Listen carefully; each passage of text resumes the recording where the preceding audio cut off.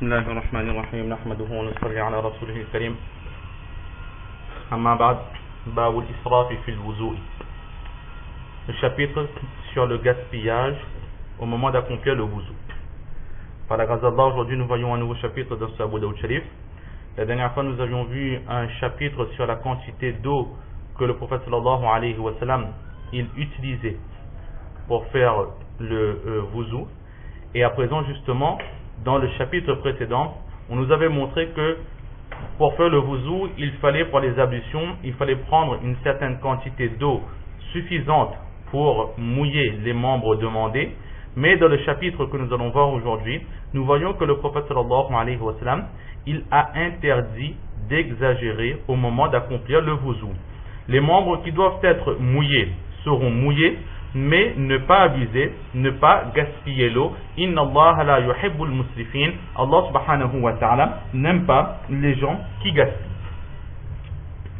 Maintenant, le gaspillage, les commentateurs de hadith disent qu'il y a deux façons de gaspiller de l'eau au moment d'accomplir son wuzu.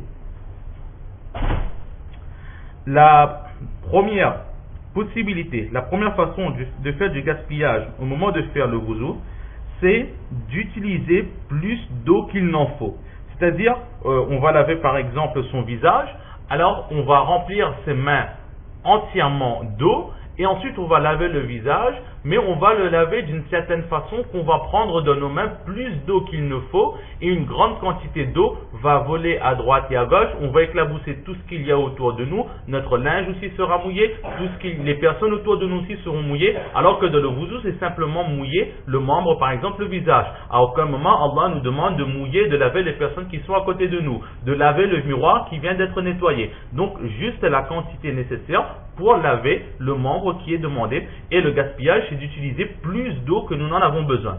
Et la deuxième façon c'est quoi? C'est que pour laver le visage par exemple, on va prendre une certaine quantité d'eau suffisante, on ne va pas exagérer, mais la sunna du saint prophète sallallahu alayhi wa sallam, c'est de laver en 3 fois pour être sûr que le membre a demandé, il a été correctement lavé. Mais là, la personne ne se satisfera pas de 3 fois, mais il va laver en 4 fois, 5 fois, 6 fois, 7 fois, 8 fois le même membre, le visage ou bien le pied. Il va faire en 4 fois le massa, alors que le massa, il ne faut faire qu'une seule fois. Donc là aussi, c'est une deuxième forme de gaspillage. Gaspiller de l'eau de le wuzu, cela a été interdit par le saint prophète sallallahu alayhi wa sallam.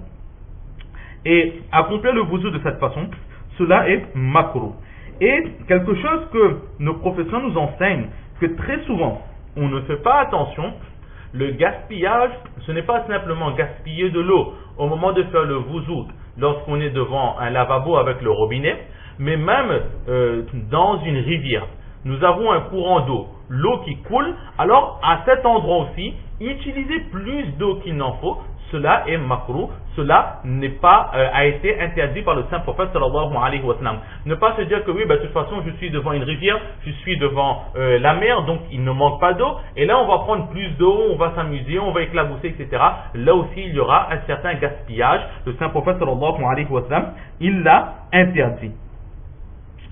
Et cette interdiction de gaspiller, même avec de l'eau courante, de l'eau naturelle d'une rivière, d'un puits, d'une source, etc., alors nous le trouvons dans le livre d'Ibn Majah Sharif, et Imam Ahmad ibn Hanbal alayhi rahmah, lui aussi, il a mentionné ce même hadith, où une fois le saint prophète sallallahu alayhi wa sallam, il avait aperçu Hazrat Sa'ad ibn Abi Waqqas radiallahu ta'ala an, un éminent compagnon qui était en train de faire son wuzu. Et là aussi, au moment du wuzu, Hazrat Sa'ad ibn Abi Waqqas radiallahu ta'ala an, il utilisait plus d'eau qu'il n'en faut. Et c'est là que le prophète d'Allah sallallahu alayhi wa sallam lui a dit: Ma hada sarafu ya Sa'ad? Oh Sa'ad, que signifie ce gaspillage? Et c'est là que Hazrat Sa'ad ibn Abi Waqqas radiallahu ta'ala an, il était étonné.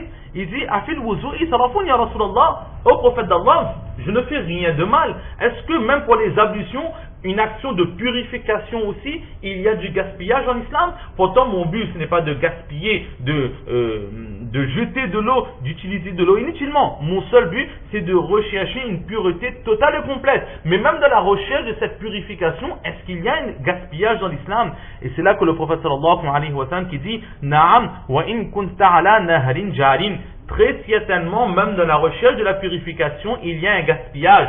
Fais attention à ce gaspillage, même si tu es dans une rivière qui est en train de couler. Là aussi, fais attention, n'utilise pas plus d'eau qu'il n'en faut.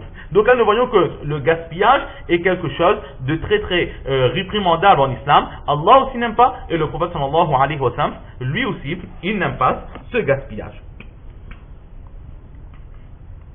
Maintenant, le hadith que nous avons, c'est Imam Abu Dawud qui rapporte de son professeur وبه قال حدثنا موسى بن إسماعيل قال حدثنا حماد قال حدثنا سعيد الجريري عن أبي نعامة أن عبد الله بن مغفل رضي الله تعالى عنه أجمعين سمع ابنه يقول اللهم إني أسألك القصر الأبيض عن يمين الجنة إذا دخلتها قال يا بني سل الله الجنة وتعوذ به من النار فإني سمعت رسول الله صلى الله تعالى عليه وعلى آله وسلم يقول إنه سيكون في هذه الأمة قوم يعتدون في الطهور والدعاء. Imam Abu Daoud rapporte de son professeur Moussa fils d'Ismaïl, qui rapporte de Hamad, qui rapporte de Saïd al-Jurayri, qui rapporte de Abu Nu'amad, qui dit que Abdullah ibn Mughaffal radiyallahu ta'ala an a entendu son fils qui, selon cette narration, s'appelait Yazid. Alors, il a entendu son fils qui faisait ce doigt: oh Allah, je te demande de m'accorder le château, le palais blanc qui se trouve sur la droite du paradis lorsque j'entrerai dans le paradis. Alors, le père, il a entendu ce doigt. Tout de suite, qu'est-ce qu'il a dit?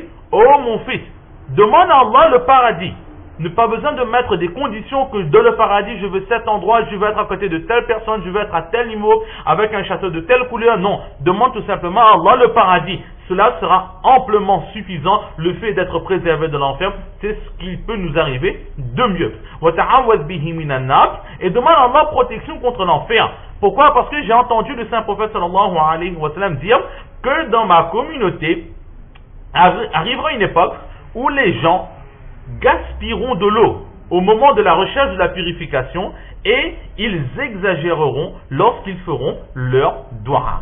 Là, c'est le hadith que nous avons avec nous. Alors, de ce hadith, il y a deux parties. Le prophète sallallahu alayhi wa sallam dit que dans cette communauté, il y aura des gens qui gaspilleront de l'eau au moment d'accomplir le wuzu. Là, c'est la partie qui nous intéresse. Nous voyons que le prophète sallallahu alayhi wa sallam, d'un terme péjoratif, il dit que le gaspillage dans la recherche de la purification apparaîtra dans cette communauté, et c'est quelque chose de très mauvais. Par rapport à ce terme, par rapport à ce ton péjoratif, nous voyons que cela est quelque chose de réprimandable en islam. Et la deuxième interdiction, c'est exagérer lorsque l'on fait les invocations, lorsqu'on demande à Allah subhanahu wa ta'ala. Alors, Abdullah ibn Mughaffal radiallahu ta'ala, il a mentionné ce hadith pour enseigner à son fils la deuxième partie du hadith, c'est-à-dire ne pas exagérer lorsque l'on fait le dua.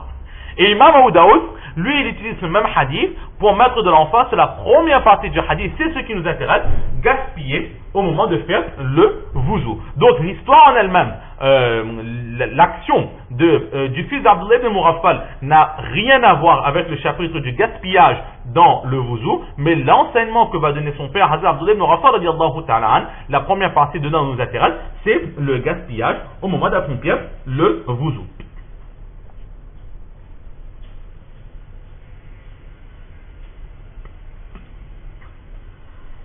Alors, maintenant, que signifie exagérer, gaspiller l'eau au moment du wuzu? Nous avons déjà vu, ce n'est pas compliqué. Maintenant, ce que nous essaierons de voir, c'est qu'est-ce que signifie exagérer au moment d'accomplir les doigts. Alors, les savants vont donner plusieurs explications. La première explication, exagérer lorsque l'on fait le doigt, c'est faire des doigts à haute voix. Une voix tellement forte qui va déranger les personnes qui sont à côté de nous. Allah subhanahu wa ta'ala, il entend. Pour une plus grande concentration, on pourra élever un petit peu la voix de façon à ce que celui qui fait les doigts, il entend ses propres paroles. Si nous sommes en groupe, faire en sorte que les autres qui sont derrière peuvent entendre nos paroles. Mais maintenant, faire de doigts et crier tellement fort que les voisins et les personnes qui ne veulent pas entendre non plus notre doigt, ils entendent, là aussi, c'est une exagération dans les doigts, c'est un manque de respect. La deuxième explication que nous donnent les savants, c'est un peu ce que le fils d'Abdullah ibn Mughaffal radiallahu ta'ala il a fait dans ce doigt, c'est demander à Allah quelque chose en émettant des conditions. Alors que nous sommes là en train de mendier Allah subhanahu wa ta'ala, donc le mendiant il se doit d'accepter le peu qu'on lui donne.